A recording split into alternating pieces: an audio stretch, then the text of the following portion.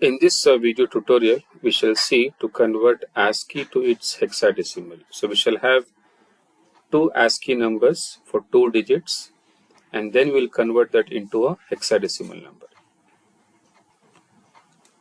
Let us first see the logic of the program, right? Now, let's say I have two ASCII equivalents, 34H and 42H, right? So the logic is very simple. If it's for the digits from 0 to 9, so we'll subtract 30H, whereas for digits from A to F, we shall subtract 37H.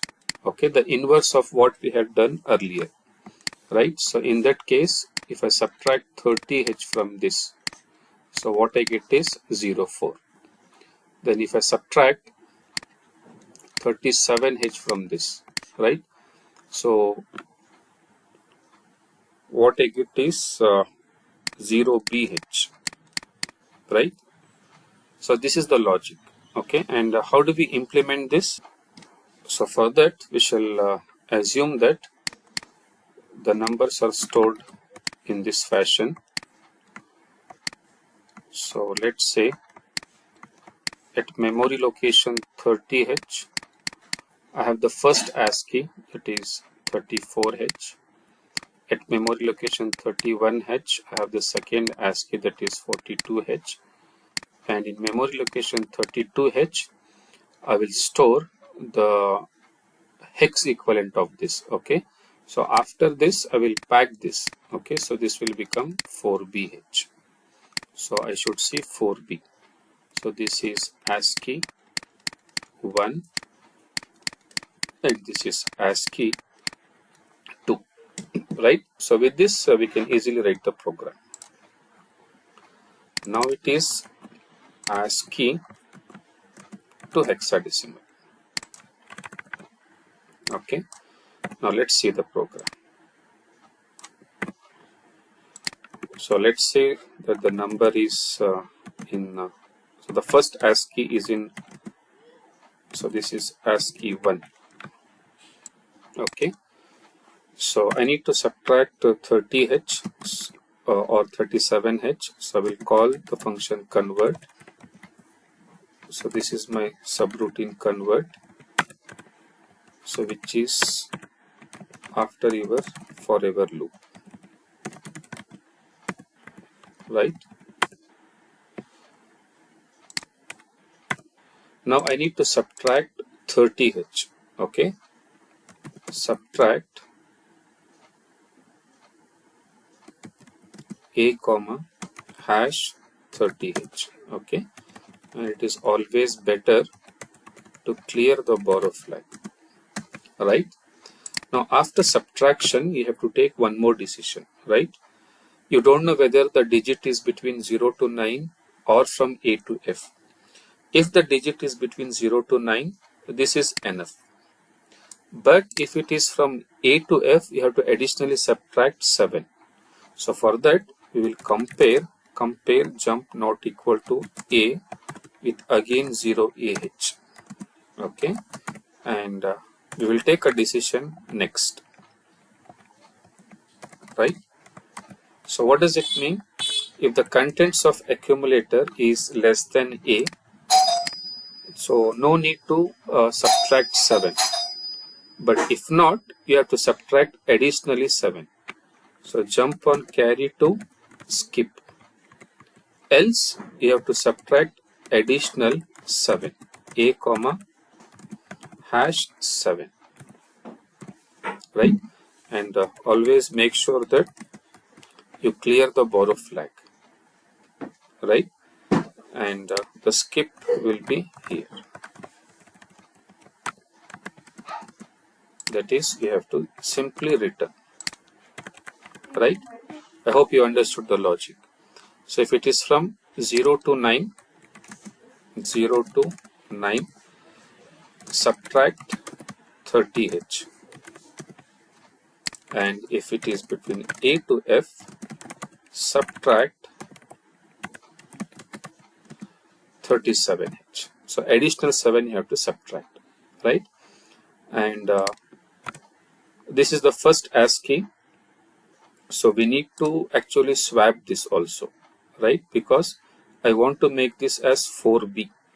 So for this, I will swap this result, swap A, and I will move this in memory location 31H, right? Later I will OR. Now I will take the second number. So I will store this in 32H, right? Because my ASCII 2 is in 31H. So this is ASCII 2. I will again call to convert, but in this case I will not swap because I want 0B as it is, right? Now earlier the other number was in 32H, the previous result, okay? And after this conversion, this result is in A. So I need to OR this both. So I will say ORL A comma 32H, and I will move back the result in accumulator. So I got the hexadecimal number in 32H, right? So the logic is simple. I have taken the first ASCII, converted into its hexadecimal equivalent. And why this swap? Because I want this lower nibble at the higher nibble position. So that's why, right? So let's see now. So what are the numbers we have given in the example? 34 and 42H. 34 and 42H. Two ASCII numbers, right? So I have taken the first number. I am subtracting. So I got 4. So 4 is between 0 to 9, right? So I need not subtract additional 7, right? You can see the carry flag is equal to 1 because contents of A is less than 10 in decimal. So this will skip and I will simply return. Now this 0, 4, I have to swap this, right, for 4, 0. So I am swapping this and I am storing this intermediate result in 32H. Now I will read the second ASCII, that is 42, right? I will again call this subroutine. I will subtract 30. And I will again check whether the digit is from 0 to 9 or A to F, right? You can see the digit is greater than 9, that is 1, 2. So I have to additionally subtract a 7. So in this case, you can see that the carry flag is 0 because the contents of the accumulator was greater than 0 AH, right? So for that, it will come here. It will additionally subtract 7, right? So after subtracting, you can see I have got B in accumulator, right? So this I am returning. Now, whatever was the previous intermediate result, that I am ORing with the result what I have got now. So 40 ORed with 0B, it is 4B. And that result I am moving it in 32H, right? So you can try for others. But remember, you should know to give a proper input. For example, let's say if you give 47, 47 is ASCII of something else, because if you see the ASCII